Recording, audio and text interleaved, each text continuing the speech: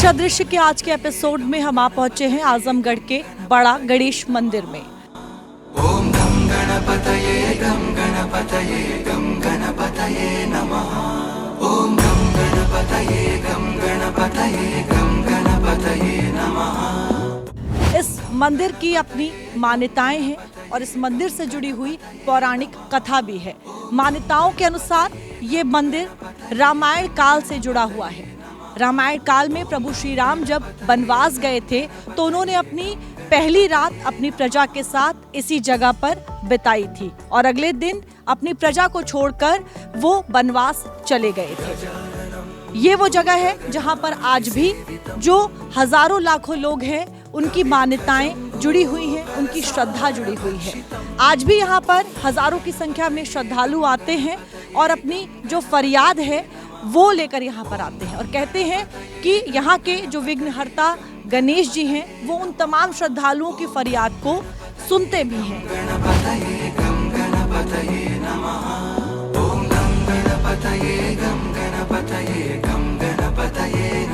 अगर इस मंदिर की बात करें तो बुधवार के दिन यहाँ पर श्रद्धालुओं का मेला लगा रहता है। इसी तरीके से तमाम दूर दराज से जो आने वाले श्रद्धालु हैं वो यहाँ पर आते हैं, पूजा अर्चना करते हैं और उनकी जो मन्नतें हैं वो भी इस जगह पर पूरी होती हैं।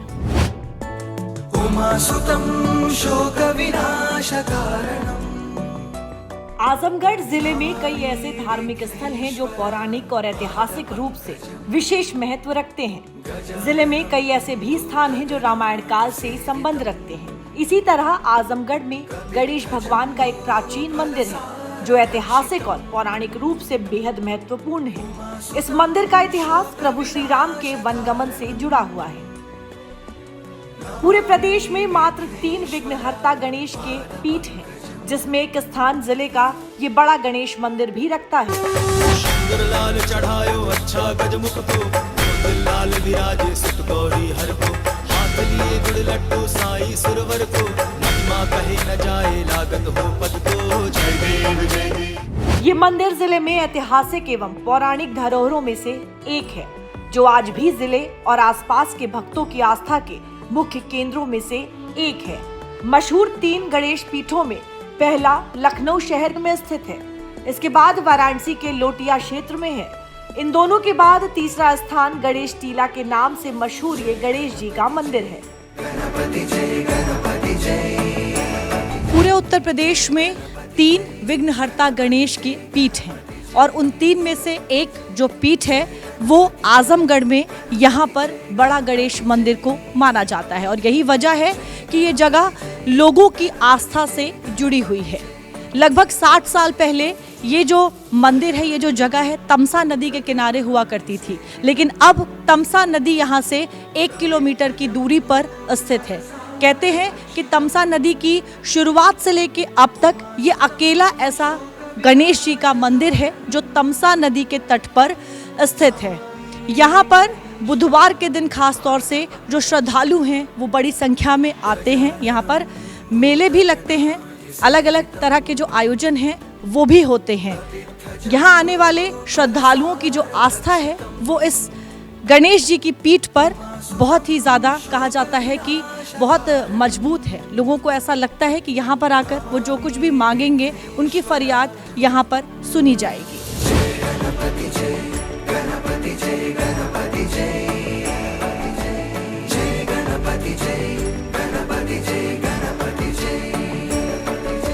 आजमगढ़ के बड़े गणेश मंदिर से लोगों की आस्था जुड़ी हुई है। इस मंदिर से जुड़ी हुई कई विशेष बातें भी हैं। दुनिया में बहुत कम स्थानों पर मूंगा से बनी गणेश जी की मूर्ति मिलती है। ये मंदिर की सबसे बड़ी पहचान है। मंदिर का निर्माण प्राचीन काल में हुआ माना जाता है। आजमगढ़ की सांस्कृतिक विरासत का महत्वपूर्ण हिस्सा है ये मंदिर। भक्तों का अटूट विश्वास है इस मंदिर पर। सच्चे मन से मन्नत मांगने पर सभी मनोकामनाएं पूर्ण होती हैं। इस मंदिर में गणेश चतुर्थी, संकष्टी चतुर्थी और अन्य त्योहारों पर पूजा अर्चना होती है। साथ ही साथ मेले और कार्यक्रमों का आयोजन भी होता है।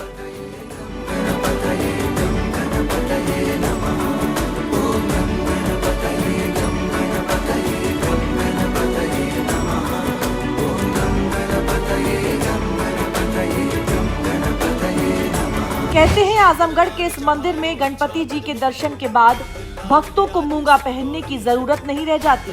उनके हर कष्ट, हर चिंता को गणेश अपने ऊपर ले लेते हैं। तभी तो सर्दी, गर्मी, धूप, छांव की परवाह किए बिना सैकड़ों भक्त पूरे साल यहाँ लगाते हैं जमावड़ा।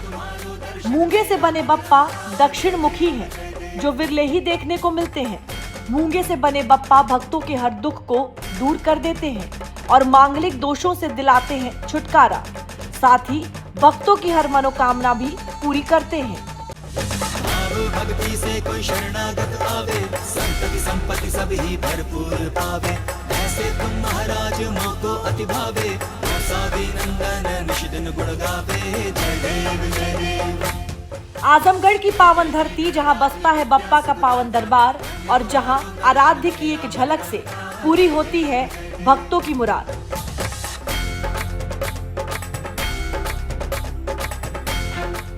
यहाँ पर मूंगे से बने गणपति जी का चमत्कार है। वैसे तो ये मूर्ति मूंगे से बनी है, लेकिन इसका रंग अलग होने की भी एक वजह है। दरअसल मुगल काल में इस मूर्ति को पॉलिश कर दिया गया था और तब से ही गणेश जी की मूर्ति का रंग बदल गया था। मूंगे से बने बप्पा दक्षिण मुखी हैं, जो विरले ही देखने को मिलते हैं। गणपति का ये रूप न सिर्फ दुर्लभ है, बल्कि भक्तों के सभी काम सिद्ध करने वाला है, भक्तों की हर मुराद पूरी करने वाला है। त्वमेव माता पिता त्वमेव, त्वमेव बन्धु च सखा त्वमेव, त्वमेव विद्या द्रोणं त्वमेव, त्वमेव सर्वं मम देव देव। कायेन वाचा मनसेन्द्रियैर्वा बुद्ध्यात्मना वा प्रकृति स्वभावा, करोमि यद्यत् सकलं परस्मै नारायणाय समर्पयामि। भक्तों के मांगलिक दोष दूर करने वाला है। कहते हैं कि गणपति की ये मूर्ति स्वयंभू है, जिसे त्रेता युग में प्रभु श्री राम ने स्थापित किया था। कहते हैं भगवान राम जब चित्रकूट जाने के लिए निकले तो रास्ते में इसी जगह रुके थे और यहीं उन्होंने गणेश जी की आराधना की और तभी यहाँ गणेश जी प्रकट हुए, जो आज भी इस जगह विराजमान है। मूंगा के इस दक्षिण मुखी गणपति के दर्शन के लिए दूर दूर से भक्त दौड़े चले आते हैं और अपने आराध्य की एक झलक पाकर अपने सारे दोषों से मुक्ति पाते हैं।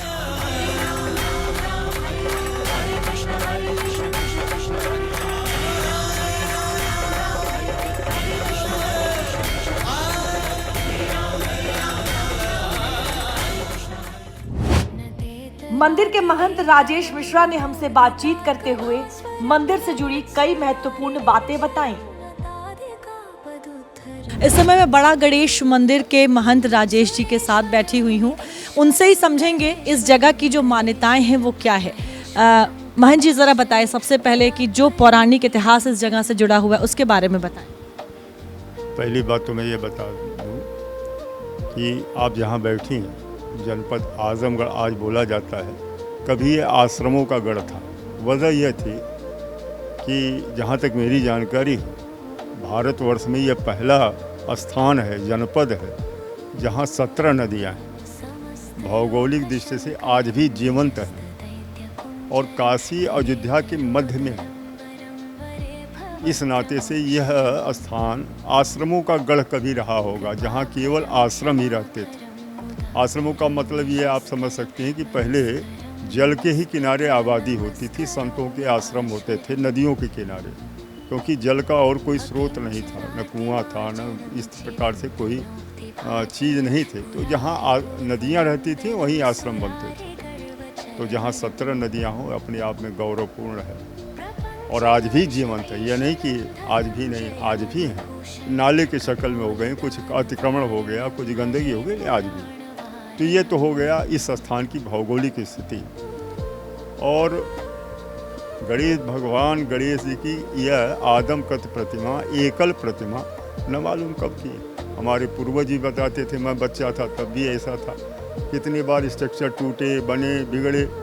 एक बार तो हमारे पूर्वज ये बताते थे कि मुग़लों का जब बड़ा आतंक था तो हम लोगों ने गुंबद तोड़ दिया, घर के शक्ल में बना दिया ताकि मंदिर बच जाए, मूर्ति बच जाए। तो इस प्रकार से भी कालखंड में ऐसा रहा। और वर्तमान में 2013 से मैंने अपना निर्माण शुरू किया। और आज जो स्वरूप आप देख रहे हैं, ये वर्तमान स्वरूप, ये 2013 से हमने स्ट्रक्चर का किया। जहाँ मूर्ति है भगवान की, वह स्थान आज भी पुराना है, वो दीवार पुरानी है। भगवान को हमने हिम्मत नहीं पड़ी कि वहाँ कुछ काम करें ताकि कोई खंडित हो जाए, ये बात आ जाए, तो वो स्थान वैसे ही है। अच्छा, जैसे मैंने जितना इतिहास इस मंदिर से जुड़ा हुआ पढ़ा, रामायण काल का बताया जाता है। कहते हैं कि प्रभु श्री राम जब वनवास गए थे तो पहली रात यहीं पर बिताई थी। ज़रा वो बताएं, क्या कथा है? देखिए, भगवान ने कुल 2 बार वनवास किया है। एक बार अपने गुरु विश्वामित्र के साथ किया है, तो वो यात्रा जो थी वो अयोध्या से चल करके इस रास्ते से होते हुए बक्सर गई थी। बक्सर में उन्होंने ताड़कासुर का वध किया था। उसके बाद वो जनकपुर गए थे जहाँ उनका विवाह हुआ था। तो एक वनवास काल ये रहा विश्वामित्र ऋषि के साथ, अपने छोटे भाई लक्ष्मण जी के साथ, और दूसरा वनवास काल था माता सीता, जानकी और लक्ष्मण जी के साथ जो वनवास हुआ। तो दोनों कालों में थोड़ी सी भिन्नता भी है। कुछ लोग मानते हैं कि नहीं, वो जो भगवान ने प्रथम रात्रि निवास किया वो सुल्तानपुर के पास किया। कुछ लोग मानते हैं कि नहीं, यहीं किया। तो जैसे अपने अपने विचार हैं, लेकिन ये मान्यता है कि भगवान राम ने अपने विश्राम प्रथम रात्रि यहीं किया और अपनी जनता को, क्योंकि उनके साथ जनता भी आ गई थी वनवास के साथ, तो माया से सबको सुला दिया और उसके बाद आदि गंगा गोमती को पार किया। गोमती के बाद प्रयाग गए। तो ये मान्यता है। और कहते हैं कि देश में सिर्फ 2 ही ऐसी मूर्तियां हैं जो मूंगे की मूर्ति कहा जाता है। ये दूसरी ऐसी मूर्ति है जो पूरे देश में है। इसके पीछे क्या जो कथा है, क्या मान्यताएं हैं? रत्न के मंदिर तो हो सकते हैं, मूंगे के भी हो सकते हैं, हीरे के भी हो सकते हैं, लेकिन जो इसका महत्व है, क्योंकि आज रत्न बहुमूल्य होगा, एक ज़माना रहा होगा कि रत्नों की कोई कीमत नहीं थी, तो रत्न महत्वपूर्ण नहीं है। भगवान का यहाँ से जुड़ा हुआ इतिहास महत्वपूर्ण है। और भगवान राम ने अगर पूजा की है, वाल्मीकि जी को यहीं पर ज्ञान प्राप्त हुआ है तमसा नदी के किनारे, तो निश्चित रूप से वो अपने आप में स्थान सिद्ध है और भगवान द्वारा पूजित है, इसलिए सब। मंदिर परिसर में ही स्थित है समाधि स्थल। इस जगह पर मंदिर के 10 महंतों की समाधि स्थित है, जिनमें से 2 महंतों की मूर्ति भी इसी मंदिर परिसर में मौजूद है।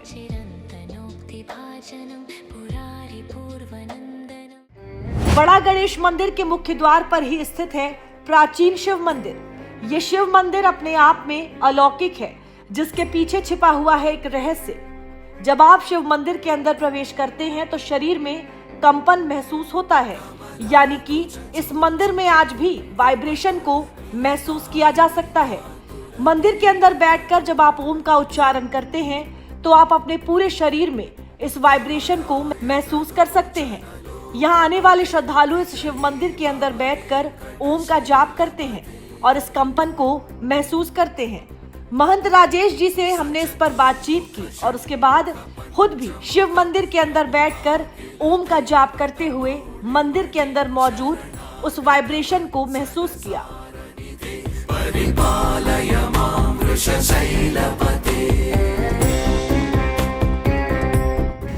इस गणेश मंदिर के द्वार पर शिव का मंदिर भी बना हुआ है।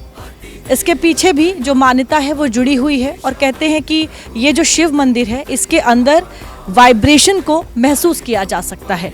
उसके बारे में भी आपको बताऊंगी, लेकिन अभी हमारे साथ महंत जी हैं। ज़रा महंत जी बताएं कि आखिर ये शिव मंदिर जो है इस मुख्य द्वार पर ही क्यों बना हुआ है? क्योंकि ये मान्यता है कि किसी की भी पूजा करें उसके बाद भगवान शिव की पूजा करना आवश्यक है, तब ही पूजा का फल मिलता है। और यह मंदिर तो अद्भुत है, उसी काल का है, इसमें वाइब्रेशन गजब का है। आप इसके अंदर बैठ कर अगर ओम नमः शिवाय का ओम का उच्चारण करेंगी तो एक अलग अनुभूति होती है और आप प्रत्यक्ष को प्रमाण के आप खुद अभी देख लें कि आपको महसूस होगा कि गजब का वाइब्रेशन है। जिस तरह से पंडित जी, महंत जी, ये जो मंदिर है इसका इतिहास कहते हैं हजारों साल पुराना है। क्या ये शिव मंदिर भी इस काल का है? आज भी उसी, इसको हमने क्यों रिपेयर किया है, इसको तोड़ा नहीं, बनाया नहीं, पुनरुद्धार नहीं किया, क्यों रिपेयर किया है। वही मोटी दीवारें लकौरी ईंट की बनी हुई, सब कुछ वैसे ही। क्योंकि अगर हम इसको फिर इसमें कोई तोड़ फोड़ करेंगे तो वो वाइब्रेशन खत्म हो जाएगा। आजमगढ़ की धरती सिर्फ इतिहास और संस्कृति के लिए ही नहीं बल्कि अपने गौरवशाली अखाड़ा परंपरा के लिए भी जानी जाती है। इसी परंपरा को अपने भीतर समेटे हुए है बड़ा गणेश मंदिर का ये अखाड़ा।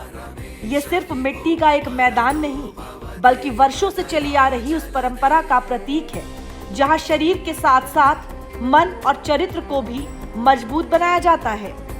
अखाड़े की मिट्टी में उतरना सिर्फ कुश्ती लड़ना नहीं होता, ये खुद को तपाने, अपनी सीमाओं को चुनौती देने और मेहनत के दम पर अपनी पहचान बनाने का सफर होता है। यहाँ हर सुबह की कसरत के पीछे एक सपना होता है, हर पसीने की बूंद के पीछे एक जुनून होता है और हर दांवपेच के पीछे वर्षों की मेहनत, अनुशासन और गुरु का आशीर्वाद होता है। अखाड़ा हमें सिखाता है कि असली ताकत सिर्फ शरीर में नहीं, बल्कि आत्मविश्वास, संयम और संस्कारों में होती है। हमारी भारतीय संस्कृति में अखाड़ों का विशेष महत्व रहा है। यही वो स्थान है जहां पीढ़ियों ने शौर्य सीखा, अनुशासन सीखा और हार के बाद फिर से उठकर जीतने का हौसला सीखा। बड़ा गणेश मंदिर का ये अखाड़ा भी आजमगढ़ की इसी समृद्ध विरासत की एक जीवंत तस्वीर है। इसकी मिट्टी में पुरानी परंपराओं की खुशबू है और यहाँ की मेहनत में आने वाले कल की उम्मीद। आज के आधुनिक दौर में जब युवा पीढ़ी कई तरह की चुनौतियों से गुजर रही है, ऐसे अखाड़े उन्हें शरीर को स्वस्थ रखने के साथ साथ मेहनत, अनुशासन और आत्मसंयम का महत्व भी समझाते हैं। हमारी सनातन संस्कृति में स्वास्थ्य को भी जो विशेष महत्व है वो दिया गया है और यही वजह है कि जो सनातन परंपरा के मंदिर और मठ रहे हैं वहाँ पर अखाड़ों को भी देखा जा सकता था। इस बड़ा गणेश मंदिर में भी एक अखाड़ा है। महंत जी जरा बताएं, ये अखाड़ा भी क्या जब से मंदिर यहाँ पर है तभी से? जी उसी काल का है और इसका मुख्य उद्देश्य यही था कि मंदिर में रहने वाले संत और दर्शनार्थी और भी जो सनातनी परंपरा को मानने वाले लोग हैं मंदिर आवें और अपने शरीर की भी, क्योंकि शरीर भी एक मंदिर है, तो इस मंदिर की भी सुरक्षा करें और भगवान के को भी प्रणाम करें और अपने शरीर रूपी मंदिर को भी स्वस्थ बनावें, सुंदर बनावें। इस उद्देश्य से हर अखाड़ मंदिरों में, लगभग बड़े मंदिरों में इस प्रकार से अखाड़ों की व्यवस्था होती थी। अच्छा ये बताएं महंत जी, जैसे देखिए सरकार जो है बीते कई सालों से तमाम जो मंदिर हैं उनके कायाकल्प करने में लगी हुई है, कॉरिडोर बनाए जा रहे हैं और लोगों को जो है वापस उस सनातन संस्कृति के साथ जोड़ा जा रहा है। क्या आप इस पहल को इस तरीके से देखते हैं कि एक बार फिर से जो हमारा खोई हुई जो समृद्धि थी, जो इतिहास था, जो सनातन परंपरा थी, उसके साथ जो युवा हैं खास तौर से, जैसे आप इस अखाड़े की भी बात करें, वो अब जुड़ने लगे? 2014 के बाद जब से हमारा नेतृत्व सनातन परंपरा को जानने लगा और उसके जानने वाले लोग सत्ता में आए, तब से बहुत प्रभाव पड़ा। लोग तिलक लगाना, मंदिरों में जाना और धार्मिक वातावरण तो बना ही, इसमें कोई दो राय नहीं। और सरकारी काम भी कर रही हैं इस पर और माननीय योगी जी खुद महंत हैं, वो इस बात का ध्यान भी रखते हैं। बड़ा गणेश मंदिर केवल भगवान गणेश की आराधना का केंद्र नहीं, बल्कि साधु संतों की परंपरा, साधना और आध्यात्मिक जीवन से जुड़ा एक महत्वपूर्ण स्थान भी रहा है। मंदिर से जुड़ा अखाड़ा उदासीन परंपरा की उस विरासत को आगे बढ़ाता है जिसमें वैराग्य, साधना, अनुशासन, सेवा और आध्यात्मिक चिंतन को विशेष स्थान दिया गया है। भारतीय इतिहास में अखाड़ों की परंपरा केवल धार्मिक गतिविधियों तक सीमित नहीं रही। इन अखाड़ों ने सनातन परंपराओं, संत संस्कृति और आध्यात्मिक मूल्यों को पीढ़ी दर पीढ़ी आगे बढ़ाने में महत्वपूर्ण भूमिका निभाई। साधु संतों के लिए अखाड़े साधना और आत्म अनुशासन के केंद्र रहे, तो समाज के लिए ये धर्म, संस्कार और सेवा के प्रेरणा स्रोत बने। बड़ा गणेश मंदिर से जुड़ा ये उदासीन अखाड़ा आज भी इसी गौरवशाली परंपरा की एक कड़ी के रूप में देखा जाता है। यहाँ मंदिरों की घंटियों के साथ साधना की परंपरा, आध्यात्मिक वातावरण के साथ अखाड़े का अनुशासन और आस्था के साथ संतों की विरासत का संगम दिखाई देता है। बड़ा गणेश मंदिर और उदासीन अखाड़े से जुड़ी ये परंपरा इसलिए भी महत्वपूर्ण है क्योंकि ये केवल एक धार्मिक स्थल की कहानी नहीं है, यह हमारी सांस्कृतिक स्मृति, संत परंपरा और आध्यात्मिक विरासत की कहानी है। बड़े गणेश मंदिर का जो इतिहास है वो उदासीन अखाड़े से भी गहराई से जुड़ा हुआ है। कहते हैं कि उदासीन अखाड़े की जो स्थापना है वो सिखों के पहले गुरु नानक के पुत्र श्री चंद जी ने की थी। और यहाँ पर ये जो मूर्ति आप देख रहे हैं ये उन्हीं श्री चंद्र जी की ही मूर्ति है जिन्होंने उदासीन अखाड़े की स्थापना की थी। आज भी ये जो मंदिर है उदासीन अखाड़े की परंपराओं को निभाता है। उदासीन अखाड़े के जो तमाम संत महात्मा रहे हैं वो देश भर में भ्रमण करते हैं और धार्मिक और सांस्कृतिक जो ज्ञान है वो फैलाते हैं। इस मंदिर की अगर बात की जाए तो यहाँ की जो पूजन विधि है उसमें आज भी उदासीन अखाड़े की जो परंपराएं हैं उसका पालन किया जाता है। बड़े गणेश मंदिर में प्रमुख रूप से गणेश जी से जुड़े धार्मिक उत्सव और मेला जैसे आयोजन होते हैं। माघी गणेश चतुर्थी इसे मंदिर का प्रमुख उत्सव माना जाता है। इस अवसर पर विशेष पूजा, अभिषेक और रात में महाआरती का आयोजन होता है। संकष्टी गणेश चतुर्थी या गणेश चौथ मंदिर में अभिषेक आरती का आयोजन होता है। दिन भर पूजा अर्चना और जन्म आरती जैसे कार्यक्रम आयोजित किए जाते हैं। इसी तरह अन्य गणेश चतुर्थी विशेष तिथियों पर भी आयोजन किए जाते हैं। इन मौकों पर श्रद्धालुओं की संख्या बढ़ती है और मंदिरों में विशेष धार्मिक कार्यक्रम होते हैं। आजमगढ़ का बड़ा गणेश मंदिर धार्मिक आस्था का प्रमुख केंद्र होने के साथ साथ स्थानीय अर्थव्यवस्था को गति देने में भी महत्वपूर्ण भूमिका निभाता है। मंदिर में श्रद्धालुओं की आवाजाही बढ़ने के साथ साथ आसपास फूलमाला, प्रसाद, पूजा सामग्री, मिठाई, फल और अन्य छोटे कारोबार से जुड़े दुकानदारों को सीधे तौर पर लाभ मिलता है। धार्मिक आयोजनों और विशेष पर्वों के दौरान मंदिर परिसर और आसपास के बाजार में व्यापारिक गतिविधियां और तेज हो जाती हैं, जिससे छोटे दुकानदारों की आमदनी बढ़ती है। मंदिर से जुड़ी ये गतिविधियां परिवहन, खान पान और अन्य स्थानीय सेवाओं को भी प्रभावित करती हैं। ऐसे में बड़ा गणेश मंदिर केवल आस्था का केंद्र नहीं बल्कि स्थानीय कारोबार, छोटे व्यापार और रोजगार के अवसरों को सहारा देने वाला एक महत्वपूर्ण धार्मिक आर्थिक केंद्र भी बनकर उभरता है। आने वाले समय में सरकार की ओर से इस मंदिर को और बेहतर बनाने को लेकर विचार किया जा रहा है। गणपति जय, गणपति जय, गणपति जय, जय गणपति जय, गणपति जय, गणपति जय। यूपी के अन्य धार्मिक स्थलों की तरह इस जगह को भी सौंदर्यीकरण के लिए, इसके कायाकल्प के लिए यहाँ के लोगों के द्वारा मांग उठाई जा रही है और उसको लेकर सरकार विचार विमर्श भी कर रही है। आने वाले समय में इस जगह से जुड़ी हुई सड़क के चौड़ीकरण को लेकर जो प्रस्ताव है वो भी रखा गया है, यानी कि इस जगह का भी जो कायाकल्प है उसको लेकर सरकार जो है खास तरह का जो कार्यक्रम है वो बना रही है। जाहिर तौर पर जिस तरीके से यूपी के तमाम धार्मिक स्थलों को जोड़ा जा रहा है, कॉरिडोर का निर्माण किया जा रहा है, आने वाले समय में आजमगढ़ का ये बड़ा गणेश मंदिर जो है ये भी एक अलग अपनी जो पहचान है वो हासिल करेगा। और जाहिर तौर पर जब कायाकल्प हो जाएगा, सौंदर्यीकरण हो जाएगा तो यहाँ पर आने वाले जो श्रद्धालु हैं उनकी संख्या भी बढ़ेगी और कहीं ना कहीं यहाँ की अर्थव्यवस्था भी उससे मजबूत होगी। दृश्य अदृश्य में आजमगढ़ से बस इतना ही। दृश्य अदृश्य के अगले एपिसोड में किसी नए धार्मिक स्थल से आपसे फिर मुलाकात करेंगे। सुखकर्ता दुःखहर्ता वार्ता विघ्नाची, नुर्वी पूर्वी प्रेम रूपा जयाची, सर्वांगी सुंदर उटिशेंदुराची, कंठी झळके माळ मुक्ता फळांची, जय देव जय देव